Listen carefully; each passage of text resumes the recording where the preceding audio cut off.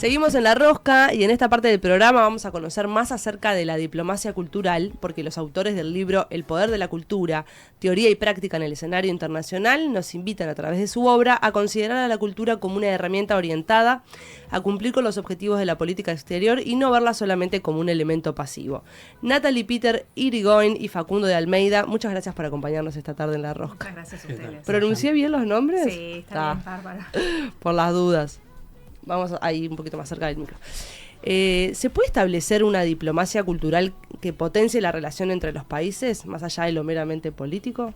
Sí, por supuesto. La diplomacia cultural es un gran activo que tiene el Uruguay y que tienen la gran mayoría de los países del mundo. Justamente nuestro libro habla de un hallazgo científico que hicimos, que es bastante contundente, que es que el poder duro en el mundo, el poder duro está básicamente compuesto por lo que es el gasto militar, o sea, las fuerzas armadas de un país, y el Producto Bruto Interno, o sea, poder económico y poder militar, está concentrado en 13 países del mundo.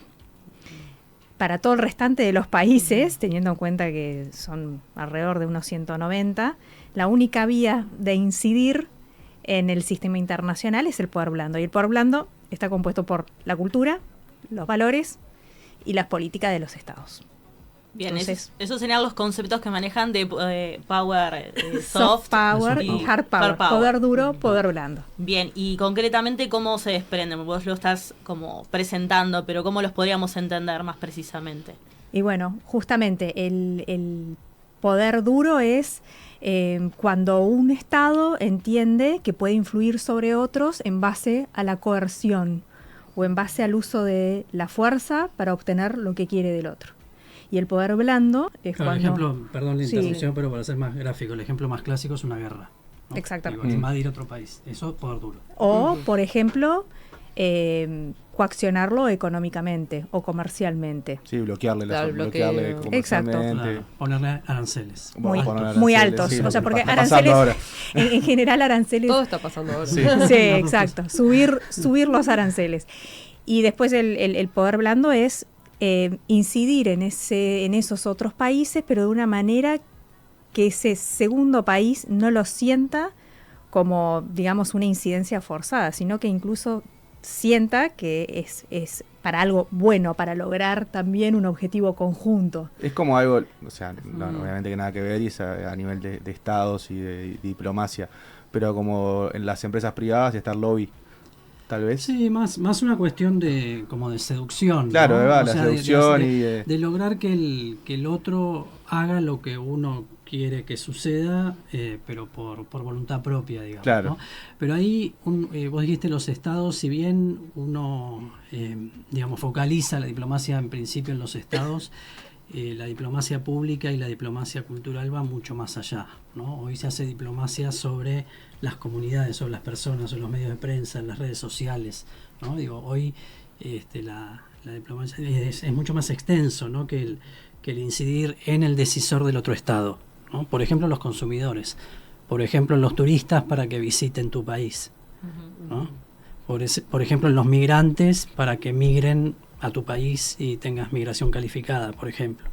Claro. Sí, exacto. Entonces es mucho más extenso. Bien, ¿y por qué la cultura no logra destacarse en su papel como activo estratégico en el ámbito de las relaciones exteriores?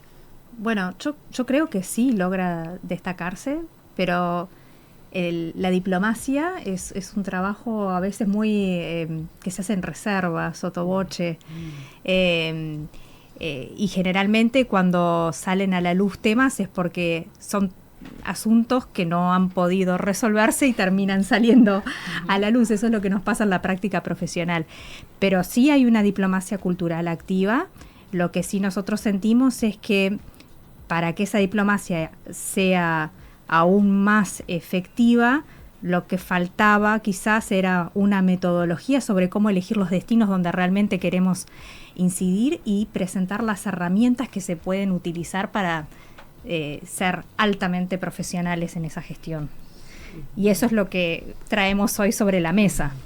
¿Cómo lo hacemos para que potenciemos todas nuestras estrategias. No, un poco la pregunta va en esto de que la cultura siempre, lo dicen incluso ustedes en lo que es el libro, que aprovechamos a mostrar lo que está acá, a ver si lo puedo ahí, que la cultura suele ser como bastante nombrada, se la pone en un lugar bastante importante, pero en la práctica no tiene ese lugar. O sea, como que está ahí, pero no en el lugar que debería estar.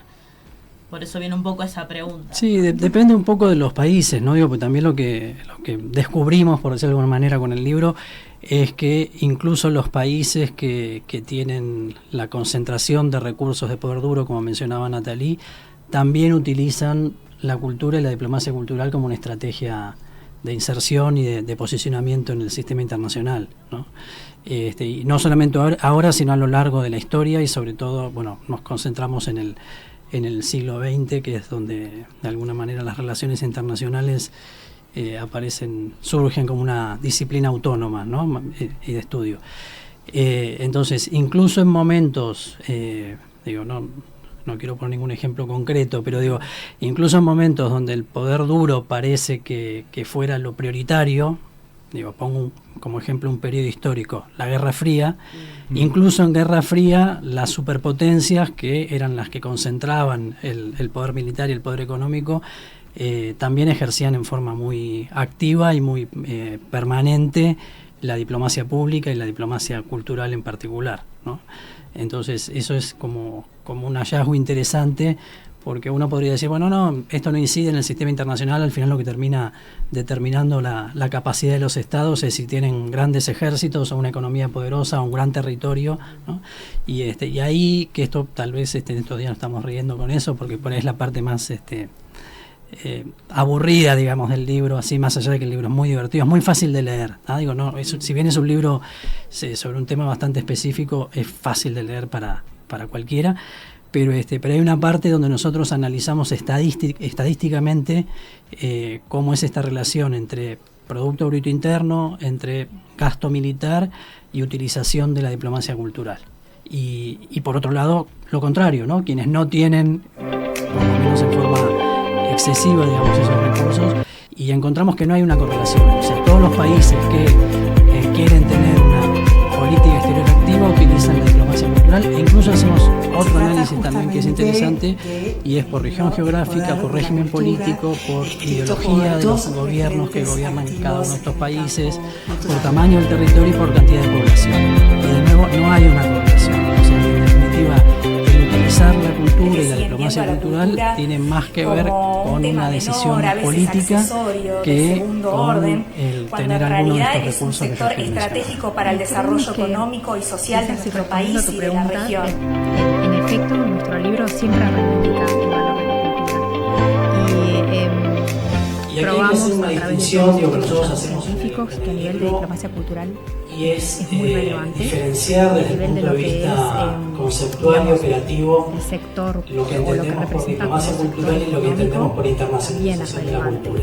Y mencionamos específicamente un estudio del Banco Interamericano de Desarrollo, donde se revela que hoy en día las industrias creativas representan nada más ni nada menos que el 3% del PBI mundial y 30 millones de puestos de trabajo en el mundo, lo cual, al ser tan elocuente esa cifra, nos hace darnos cuenta de que no estamos hablando de cultura como un hobby, estamos hablando de cultura como un motor para el desarrollo económico y social de nuestro país y de la región y del mundo. Uh-huh.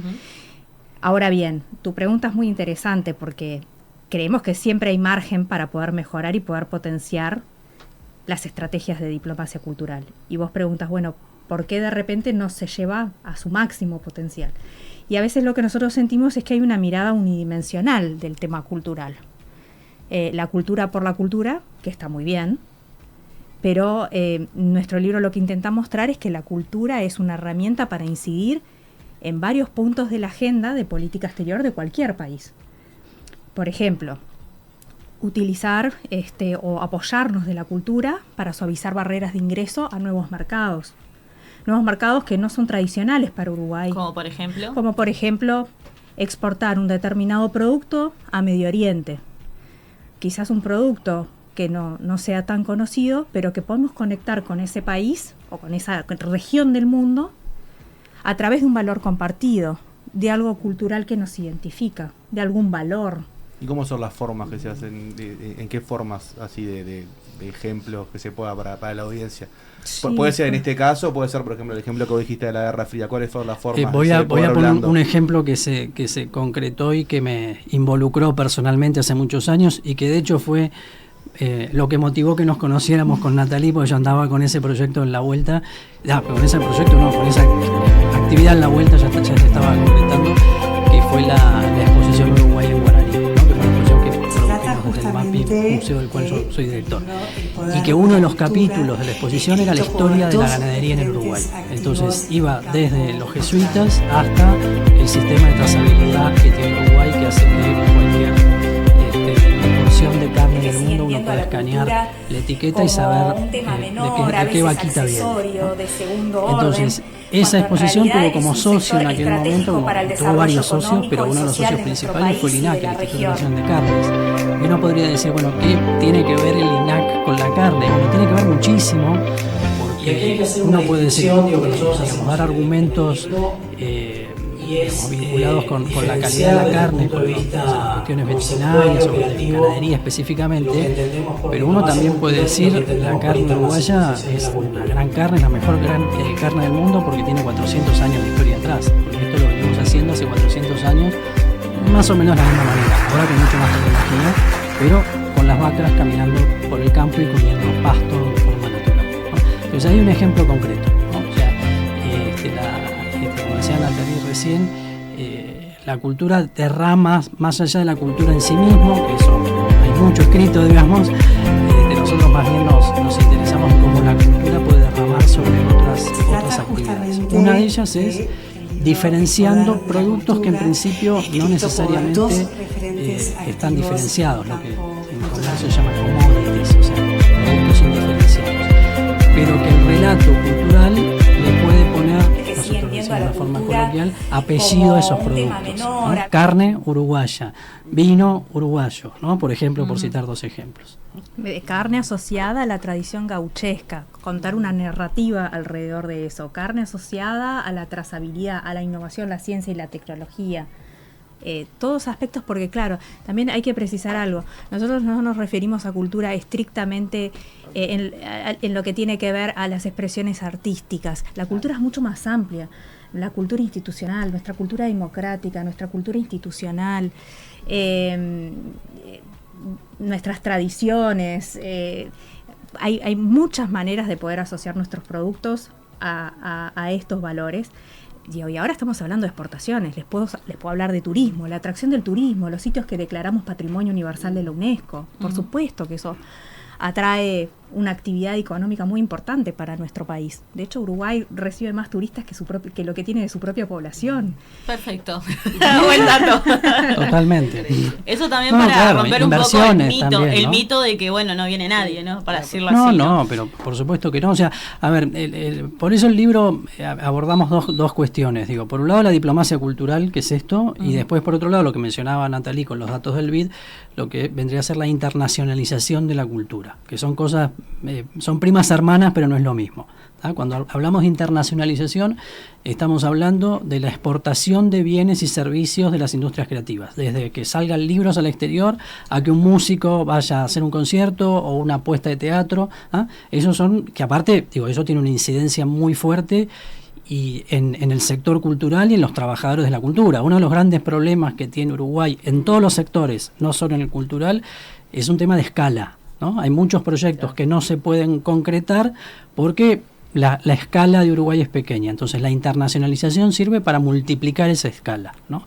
Estos días estamos poniendo como ejemplo un sector que Uruguay lo está haciendo, en Uruguay se está haciendo muy muy bien, y aparte es una política de Estado que se viene sosteniendo hace años, que es el sector audiovisual, ¿no? O sea, Uruguay no podría tener las películas que tiene si no estuvieran internacionalizadas, porque sería imposible de pagar esas producciones. Claro. Sería imposible. Entonces hay un ejemplo bien concreto. Pero por otro lado, la diplomacia cultural nutre todas las áreas, y nuestro convencimiento es que esto no es algo abstracto, esto es algo que derrama y puede derramar más todavía en el conjunto de la población para que los uruguayos tengan una mejor calidad de vida. Exactamente. Claro. ¿Ah? Pongo unos ejemplos en diplomacia cultural también. Cuando yo voy a hacer mi trabajo concretamente, yo soy diplomática de carrera, hoy en día estoy trabajando en la Embajada de Uruguay en Estados Unidos. Cuando yo voy a hacer, junto con mis colegas, un evento de promoción comercial, me nutro de una narrativa cultural que me permite diferenciar de repente un producto como un commodity que exporta a Argentina, que exporta a Brasil, contando mi propia narrativa, la narrativa de mi país, para mostrar por qué somos diferentes.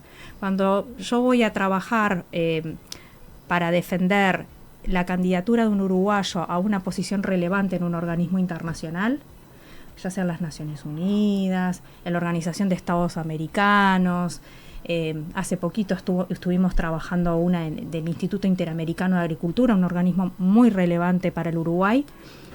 Nuestra mejor carta de presentación, cuando iniciamos una conversación con la contraparte y yo tengo al candidato uruguayo al lado, es: Uruguay es esto, esto y esto, tiene estos valores, esta seriedad, esta cultura institucional democrática, y tenemos un excelente candidato. Pero tenemos todo eso que respalda atrás al candidato, una trayectoria y un país de mucha seriedad. Claro, como nutrirse de la historia del país, la esencia del país. Sí, la historia y el presente, ¿no? Y hay cosas que son por ahí más sutiles, pero que un artista uruguayo pueda salir al exterior y expresarse con total libertad, incluso, no sé, hasta criticar al gobierno si quiere, ¿ah? Nadie le va a decir que no, nadie le va a decir nada, y de hecho ha sucedido y sucederá seguramente. Y eso, en definitiva, está hablando del país, está hablando de las libertades que el país le está ofreciendo a la comunidad artística, ¿no? Entonces, hay cosas que son más sutiles, más pero que son muy importantes, porque, a ver, no todos los países o no todos los artistas de todos los países del mundo pueden hacer eso, por ejemplo. Claro. ¿No? Y ahí, en eso, pensando un poco también, bueno, el ejemplo de Argentina, con el presidente, que también que ellos están recibiendo muchos ataques a la cultura, y que creo que hay algo de las, quizá capaz de los gobiernos, no sé, más liberales o más de derecha, que atentan un poco contra las manifestaciones culturales, en este caso artísticas, pero también el cine. ¿Por qué los gobiernos tienen muchas veces esa falta de protección, o los estados que no protegen como la cultura? ¿Por qué se le da más importancia, como en este caso, a lo económico, a lo militar? ¿Qué es lo que pasa ahí con la cultura? No leyeron nuestro libro todavía. Es eso. Pará, lo lanzaron el lunes. No. Lo lanzaron el lunes en la Feria del Libro. Dame un poquito más de tiempo. Que lo lean y ahí seguramente se van a dar cuenta que No, a ver, un poco, otra cosa importante, creo decir, no venimos a inventar la pólvora, pero dos cosas relevantes. En primer lugar, hay muy poca bibliografía en el mundo sobre este tema. De hecho, este libro surge, porque con Natalie somos docentes en la UDELAR, en la materia de internacionalización de la cultura, y cuando armamos el programa lo que nos dimos cuenta es que había muy poco material, o estaba muy enfocado a historia diplomática, ¿no? No sé, la diplomacia cultural de tal país entre tal año y tal año, ¿ah? Eso por un lado. Y por otro lado, lo que nosotros estamos proponiendo, que Natalie lo mencionaba recién, es una sistematización e instrumentos, primero de diagnóstico, después de diseño y después de evaluación de las políticas. Porque otra cosa que en cultura parece que no se pudiera hacer, o hay como una sensación de que no se pudiera hacer, es evaluar el impacto de las políticas culturales. Y se puede. ¿Cómo medir eso?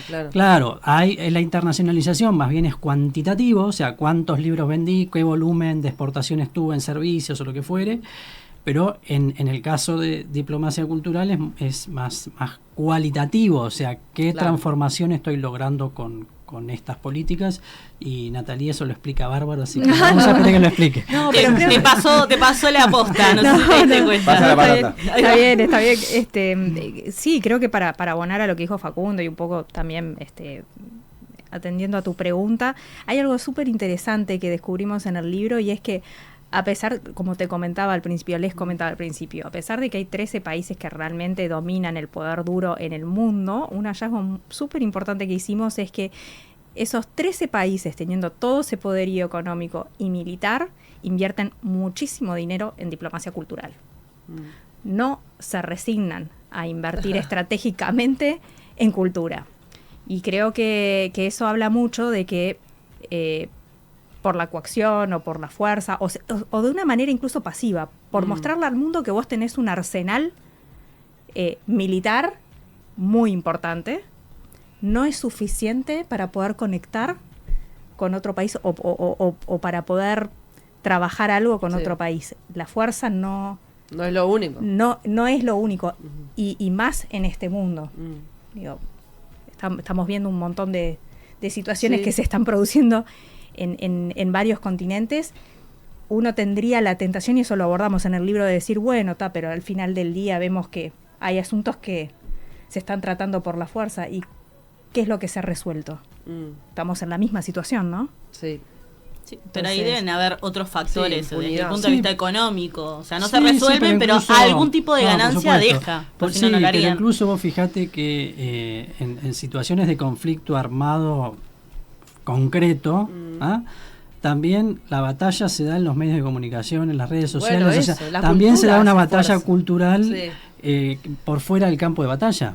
Entonces hasta en ese extremo es insuficiente, digamos, más allá de que agrego otra cuestión, ¿no? Para países como Uruguay, que por una cuestión idiosincrática y de tradición de política exterior, no usaría jamás el uso de la fuerza, ni usaría la coerción económica, por más que tuviera esos recursos. Claro. Entonces, menos que menos. Pero los países que hacen eso, ni siquiera les alcanza con esos recursos. Tienen que ir por la vía cultural en un sentido amplio, para intentar... Porque se te da vuelta, o sea... Pero por supuesto. Incluso lo bajo al ejemplo concreto de algo que leí ayer, en el caso de Israel, que está pagando una campaña grandísima de publicidad a favor del lavado de su imagen en relación a esto, en relación al genocidio, y que también hay una fuerza enorme por tratar de generar la narrativa de que el genocidio no está sucediendo, o que no es un genocidio, y de que sea antisemitismo. O sea que hay una fuerza muy grande, una inversión muy grande en cultura, para cambiar también la narrativa.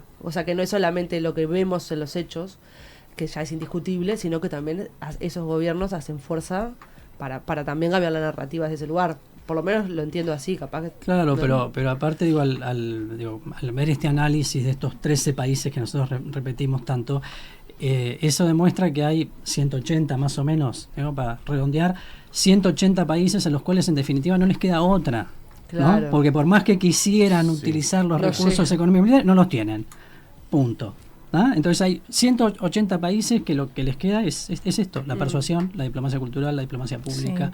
¿No? Sí, yo soy funcionaria del servicio exterior y hay sobre ciertos asuntos puntuales que no me puedo pronunciar, pero sí te puedo decir algo respecto a todo lo que decís vos, y es que el uso de la fuerza o el uso del poder económico en determinados conflictos te pueden generar una resolución sobre un tema a corto plazo.